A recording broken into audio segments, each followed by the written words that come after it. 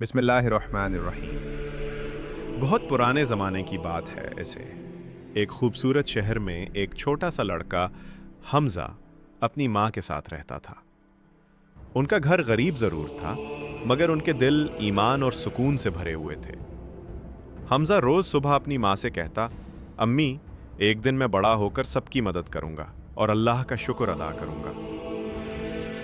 ایک دن شہر میں خبر پھیلی کہ ایک امیر تاجر آیا ہے جو نیا کاروبار شروع کر رہا ہے، لیکن وہ بہت لالچی اور خود غرض مشہور تھا۔ اس تاجر کا نام کریم الدین تھا۔ وہ ہمیشہ زیادہ سے زیادہ دولت جمع کرنے کی فکر میں رہتا۔ کریم الدین نے شہر کے سب مزدوروں کو بلایا اور کہا، جو میرے ساتھ کام کرے گا اسے میں سونا دوں گا، لیکن صرف اسی کو جو سب سے زیادہ کام کرے گا۔ سب مزدور خوش ہو گئے، مگر وہ نہیں جانتے تھے کہ یہ آدمی انصاف پسند نہیں ہے۔ حمزہ کی ماں بیمار تھی۔ اس نے سوچا کہ اگر وہ تاجر کے پاس کام کرے تو ماں کی دوائی خرید سکے گا۔ اس نے اللہ کا نام لیا اور تاجر کے پاس پہنچ گیا۔ کریم الدین نے اسے دیکھ کر ہنسا، یہ چھوٹا سا لڑکا کیا کام کرے گا؟ حمزہ نے کہا، میں محنت سے ڈرتا نہیں، بس انصاف چاہتا ہوں۔ تاجر نے کہا، ٹھیک ہے، اگر تم شام تک سب سے زیادہ محنت کرو گے تو تمہیں ایک سونے کا سکہ دوں گا، ورنہ کچھ نہیں۔ حمزہ نے بسم اللہ پڑھ کر کام شروع کر دیا۔ سورج تپ رہا تھا، پسینہ بہہ رہا تھا، مگر وہ دل لگا کر کام کرتا رہا، اللہ پر بھروسہ رکھ کر۔ شام ہوئی تو تاجر نے سب کو بلایا۔ سب مزدوروں نے شکایت کی کہ تاجر نے وعدے کے مطابق پیسے نہیں دیے۔ تاجر نے ہنستے ہوئے کہا، میں نے کہا تھا جو سب سے زیادہ کام کرے گا صرف اسے دوں گا، اور میرے حساب سے تم سب ناکام ہو۔ حمزہ نے ادب سے کہا، تاجر صاحب، میں نے پورا دن محنت کی ہے، اللہ دیکھ رہا تھا، آپ نہ بھی دیں تو مجھے کوئی غم نہیں۔ یہ سن کر تاجر کے ارد گرد لوگ خاموش ہو گئے۔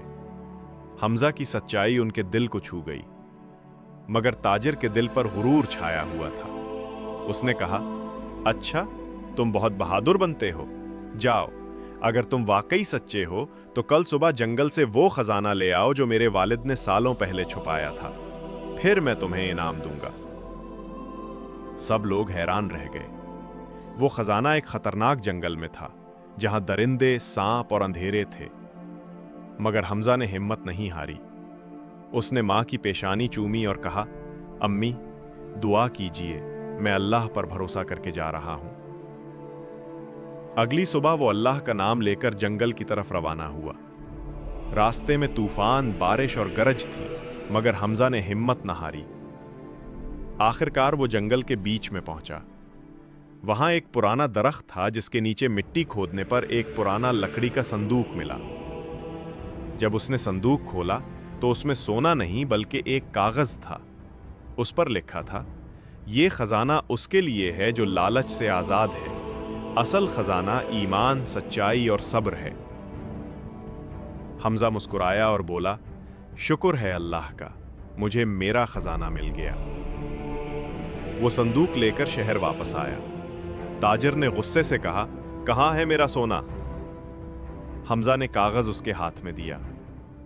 تاجر نے جب وہ الفاظ پڑھے تو اس کے چہرے کا رنگ بدل گیا۔ لوگ ہنسنے لگے اور تاجر شرمندہ ہو گیا۔ حمزہ نے کہا، تاجر صاحب، دولت انسان کے ہاتھ میں ہونی چاہیے، دل میں نہیں، ورنہ وہ اندھا ہو جاتا ہے۔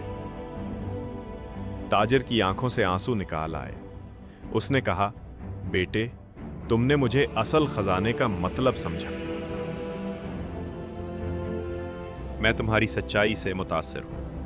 مگر حمزہ نے کہا، نہیں، مجھے صرف میری ماں کی دوائی کے لیے تھوڑا سا سونا چاہیے، باقی سب غریبوں میں بانٹ دیجیے۔